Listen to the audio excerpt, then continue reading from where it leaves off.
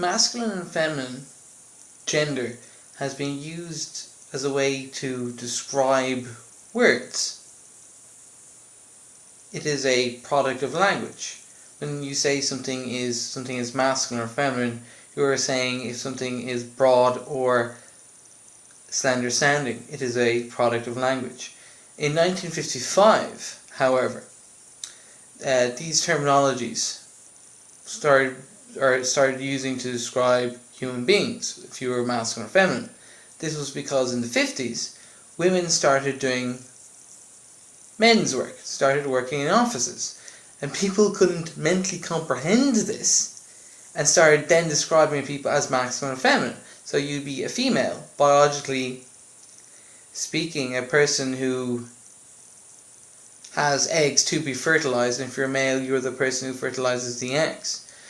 So since people couldn't comprehend that women were working in offices, they started then describing women as masculine.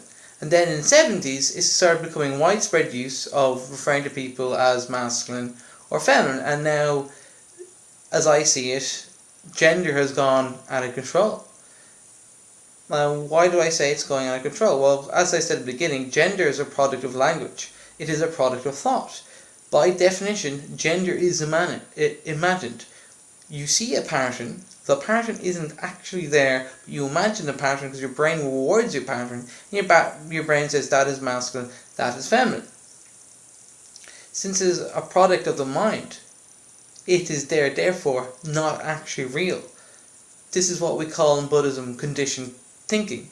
You take in information, your brain conditions it, and then you react as if it's actually there. Now, this wouldn't be too much of a problem. It would just be a linguistical thing. We could say, yeah, that's masculine or feminine, that's big or small. And none of these big or small, masculine, feminine, none of these things are real, but, we can use these words as a rough description of things and can be handy. However, people believe now that these gender roles are real.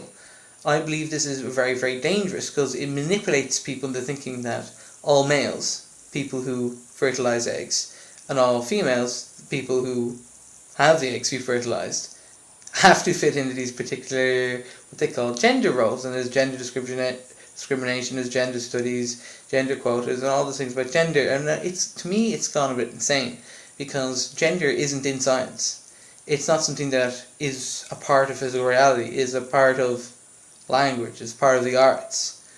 Yeah, fair enough to say, this is feminine, it's got flowers, and it's curvy, and this is masculine because it's, hard and square-like, and it's functional.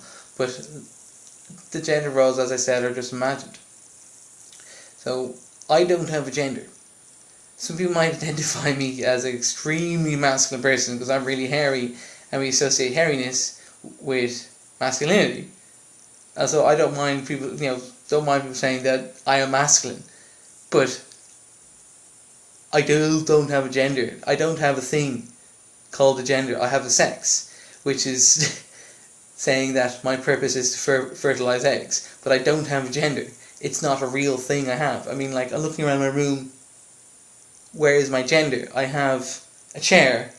I have, Zen paintings. I have a beard. I have a wall. I have a jumper, but I have no gender. In the same way that I don't own a nation, I'm not part of a nation. I have no sexual orientation. I'm not a part of a class. These are all just products of language or products of mind, and they're just imaginary. And I think it's time to put our foot down and go, look, there is no genders. You can imagine your gender and thus you can change it, but why have your genders written on pieces of paper? Why need an ID saying that you're about your gender?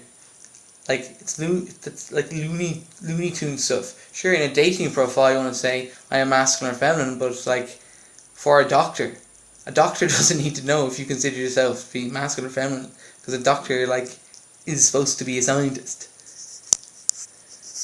So in short, there is no genders.